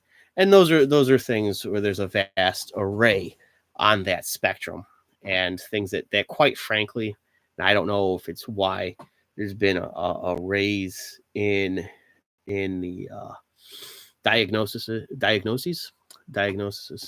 There's a lot of times where Paul talks, and it's not a lot different than the ways in which most Americans talk. I don't want to start getting on the schools and other such things because Paul is autistic. But then, you have people who speak English like it's a second language, and it's their first language. But again, I digress on that. Because it's a different thing. So why bring it up if it's not the same thing? I guess before we head into the last segment is that I'm very proud of this young man, Kalen Bennett, down at Kent State. I'm rooting for him too. I just want to let as many people know just how wonderful it is what he's doing. That's about all I got with that. And hopefully Paul's not getting harassed by gay Dracula in Pennsylvania, I guess. Okay, so with that, the number for the show here, Jake. Well, here, let me give that out. I'm going to let you all know before you call in that I'm going to play this music that'll be all I'll have time for. Is basically playing the music. Man, I really screwed up with today. I didn't hit my segments at all. It was the phone number. It was the phone calls earlier. Had Epic call, had my brother call, and Jake. I'm going to have Jake Underwood call in about a minute here. I'm going to type the phone number in there so it's easier for you. Because the main thing that I want to get across is do this one last live read, because even though it's not necessarily that, and the phone number is 216-487-1507. I typed it in there, but also 216-487-1507. Contact Dave Hughes. This guy's painting, accept quality work done by this guy's painting, owned and operated by Dave Hughes. You can reach him at 440-715-3282. He's mostly doing interiors this time of year, I would figure, but if you want some exterior work done, he'll do that too. This guy's painting. Don't forget, you receive a free estimate if you call, if you mention the Warren Brothers Sports Show, Mark Warren, any of those other things. But I got to answer the phone here, which means I got to stop the music and I got to turn up the USB so I can hear the caller. Caller, you are on the air. Hi, I'm a caller. Am I on the air? Well, hello, caller. You're on the air. Who is this? Hi, I'm a caller and I'm on the air. My name's Jake. What up, buddy? Well, hey, Jake. Thanks for calling in and playing along with this facade of mine, whatever the hell I got going on. It's still in the first month, so it'll only get better or worse, or I'll quit in frustration. Hey, how's it going? Well, Jesus, I hope it would get better. My God, it can't get much worse. No, it cannot. I mean, like, I love Paul, and I think he only adds to it, but he's going to have gay Dracula suck him off? I don't know. That was all weird. Did you catch that part? Wow. I did not. I got to tell you, I did not catch that part. Go to about somewhere between 30 minutes. No, about 45 minutes in. Paul calls it. No, it's not even that long. It's somewhere between the 30-minute and 45-minute mark. I don't split them up because I just like putting them up there as the 2-hour things, but it is split up in a sense. I'm going to do a little tutorial video on how to watch an episode of the Warren Brothers Sports Show. And once I get that going, so people, hopefully they'll click on the 2-minute long thing that I'm going to put up there so people can watch that and they can say, oh, I don't have to click on a full 2-hour thing because there's a little time bar. You don't have to watch a full 2 hours. I expect no one to watch the full 2 hours. But it's done like it's. Remember back in the day, YouTube used to let you do that, but now they don't. Which thing? They would let you put little markers. Oh, right. So you could put a little. Yeah, remember, you could put a little chat bubble and be like, hey, if you want to see this, fast forward to 1 hour and 10 minutes. Yeah, but see, and there's another thing that they still do now. Commies, Isn't there those damn commies over there at Google? Are they commies at Google? I'm assuming so. Well, they buy and sell elections, so what's it matter? No, that was Facebook that did that. What is this? So what is the OBJ wants out of Cleveland? What is this? Just clickbait, or did I miss something? Well, according to Mary Kay Cabot, because I figure if she's going to steal from everybody, I might as well steal from her. So she's got this article. Have you read this article? Terrible article. I have not read this yet. No. She wrote it yesterday. It's all about how OBJ is going to want out of Cleveland if they continue to lose and they keep not passing him the ball and all these other things that are not even partial truths. Some of them are lies. Oh, see, I heard it from another direction. What was that? I heard it not from OBJ, but I heard it more so from the Browns. The Browns would be looking to move either Jarvis or OBJ at the end of the season if things don't come together. Now, you probably at least have a good source with what you're coming with, though. Well, I've heard it. I've heard it from multiple things. I just think the situation. Don't get me wrong. I love the fact that OBJ's on the team. Yeah. But I think, we tried to do addition by subtraction. Right. I don't necessarily know if we needed that addition. Weird as that sounds, go on. Here's the thing where, and I wish I could remember where I saw it. It was a wonderful thing on Twitter that somebody shared, and who's that guy on ESPN with the huge ears? Oh, I have no idea. Neither do I. NFL Network has Andrew Siciliano. That's who it is. Oh, it was NFL Network. I'm sorry. I actually thought that ESPN did something good. No, it was NFL Network. That's why I like him. That's right. He's actually a Cleveland guy. And he's actually good at what he does. And he had a woman on, and I forget her name, but there was this 1.5 minute long clip, maybe about 1 minute and 15 seconds. The blonde with the nose. That's her. We sound really awful. Yeah. We got guys with big ears, blondes with noses. She can sniff out the details, and he hears it all. And so Andrew Siciliano's Twitter page, and you'll see it. he is great, Andrew Siciliano, and he keeps an ear to the ground and gets everything. And so, but she breaks down this analysis, and it's great with the problems that the Browns are having on second and third downs. And I'm not getting on doing a fire Freddie, all this crap. Dorsey's partially to blame. Everyone deserves some of the blame. Everyone wants to just put it on one guy. Right. We're great at pointing out, well, this is what Haslam's done wrong. This is what Dorsey's done wrong. This is what Freddie's done wrong, and his 26 assistant coaches. Each coach we can put some blame on. That defensive coordinator, Wilkes, he's got his problems. Just everything. Everybody, every single player deserves some of the blame, because just as when you win as a team, you lose as a team. But this is something that we can point at Freddie that he's doing, is that he's getting predictable in his play calling, which is weird, because every time I see it, I'm thinking, like, what is this crap? What is he doing here? This is weird. That's a weird thing to do. But apparently what he's doing on second and third downs is he's going to the same handful of plays, so defenses are knowing what to expect. It's why OBJ is getting double covered on these second and third and longs, because of the penalty that occurs on first or second down. That's usually a false start or a holding.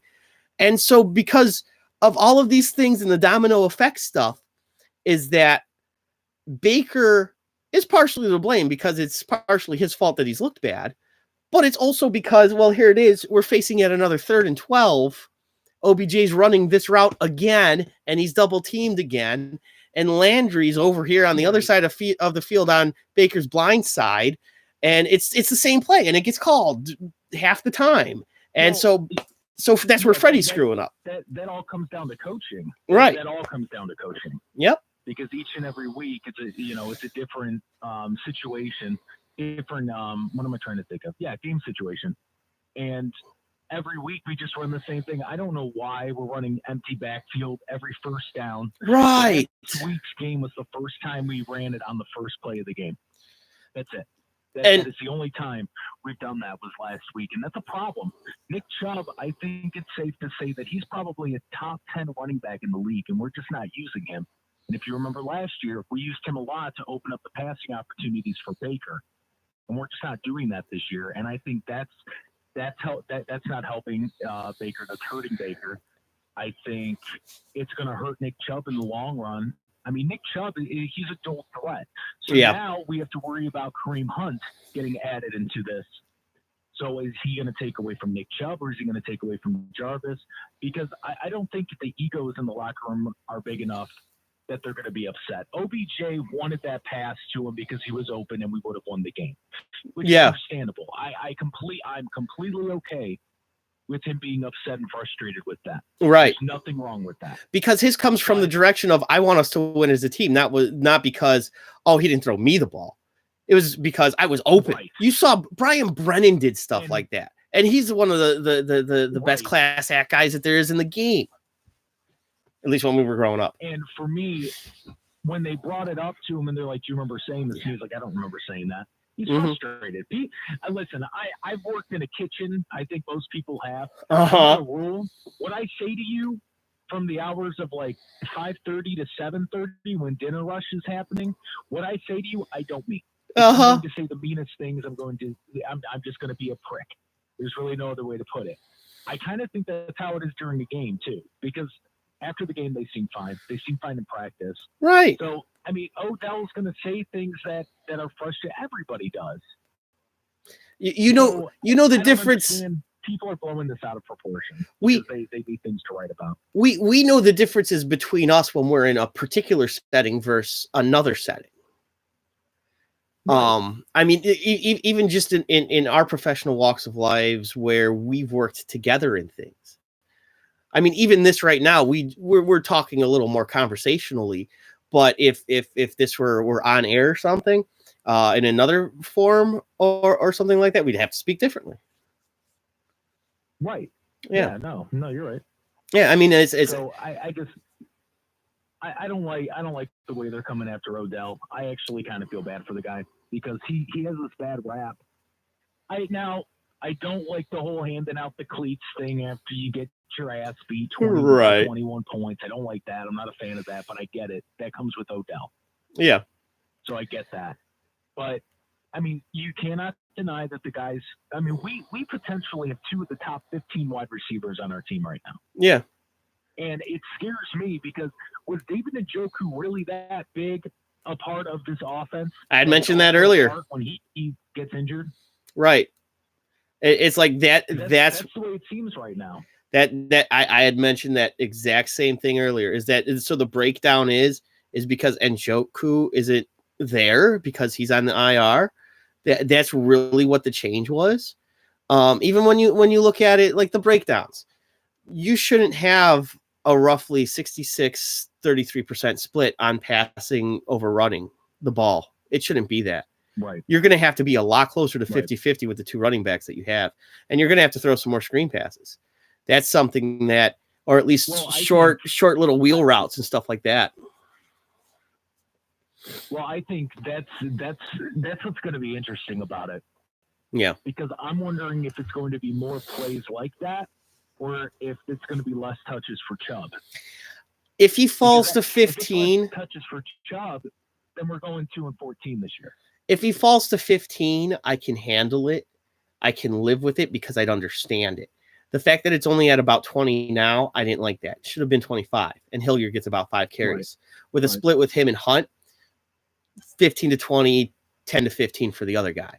Hunt being the other guy. What's going to be frustrating, right? What's going to be frustrating there it is about it is where it's going to get to this point probably 2 weeks from now. Right. We're going to know every time Hunt's on the field, they're going to throw it. Every time Chubb is on the field, they're going to run it. And it's just going to get like that. Freddie is so in over his head right now. He's drowning. And I feel for the guy. I really do. I feel for Freddie because he was the hot hand. I understand why Dorsey did it. You got to give the guy a chance. Yeah. But I am nervous at this point with Freddie as head coach.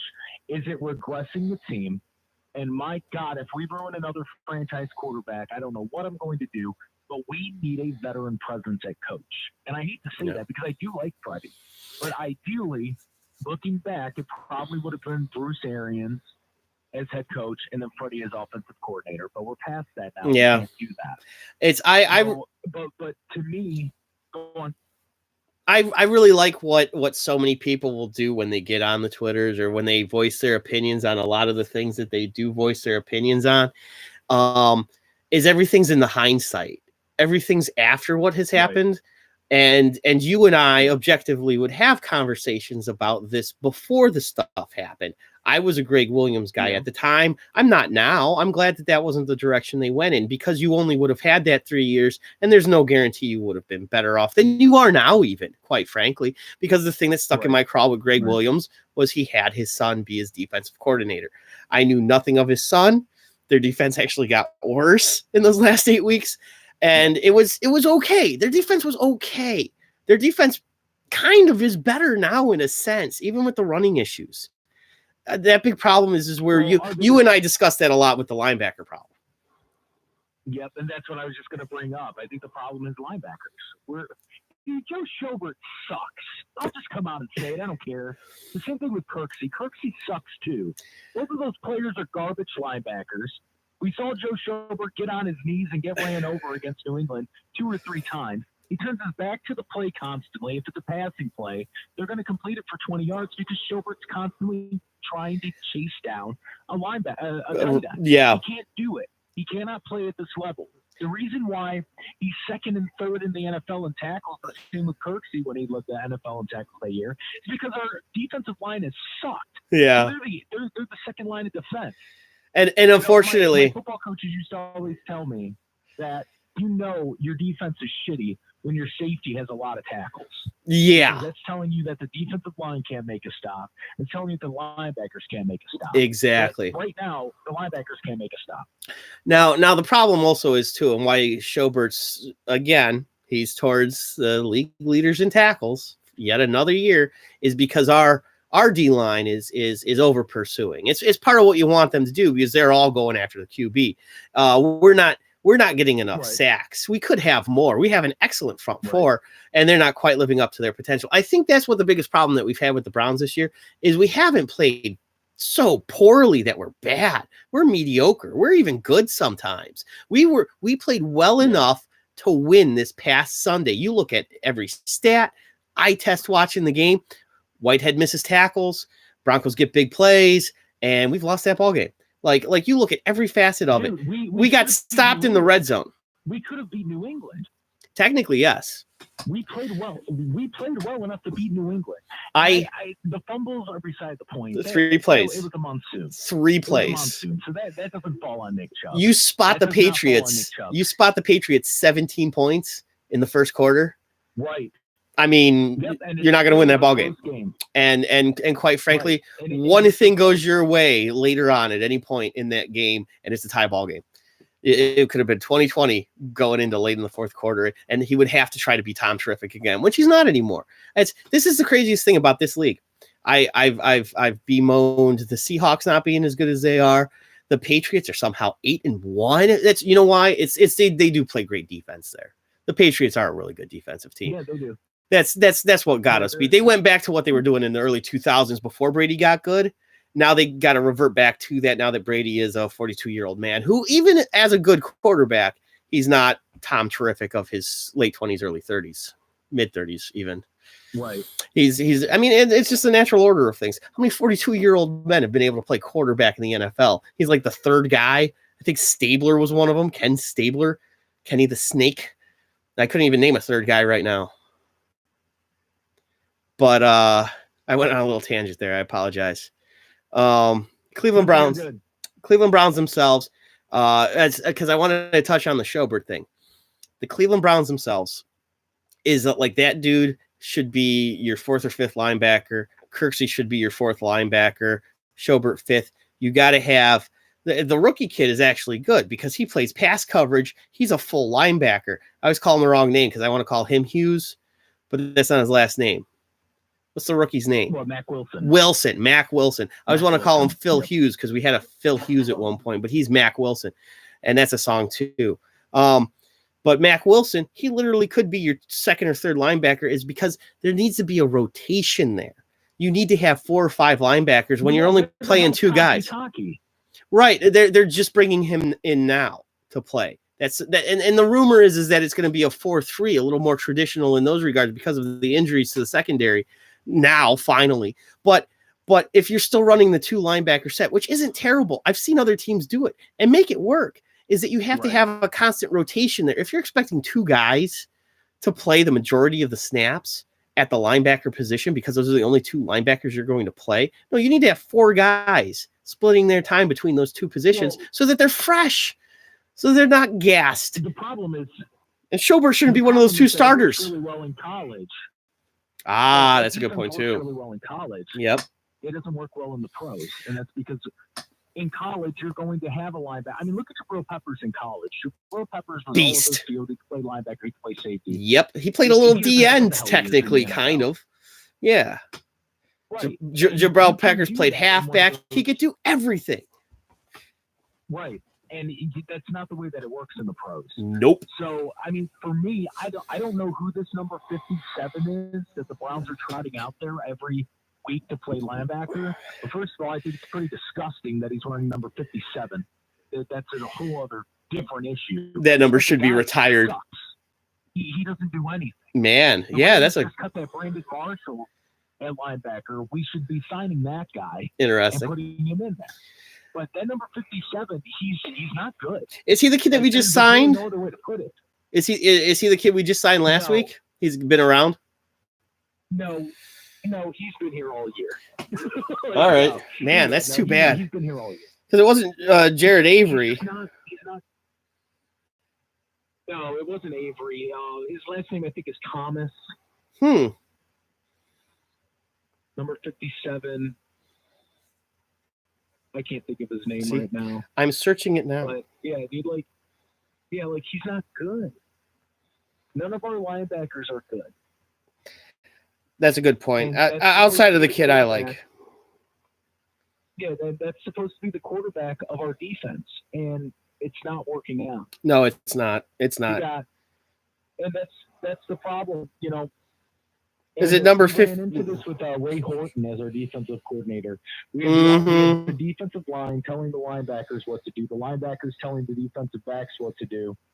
Then the linebackers are spitting back at the defensive line what they need to do. Well, Darius Taylor. 5 to 10 seconds to call out what you're doing. Yep. It's jumbled. It's all over the place. We have young players. They're getting lost. That's what's happening. That's very true. It's the youth that's right. Darius Taylor is that fella's name, by the way. Darius Taylor out of Florida Atlantic, who's just well known for their defense down there. So, well, yeah, and that's the problem. We both were concerned about the linebackers going into this year.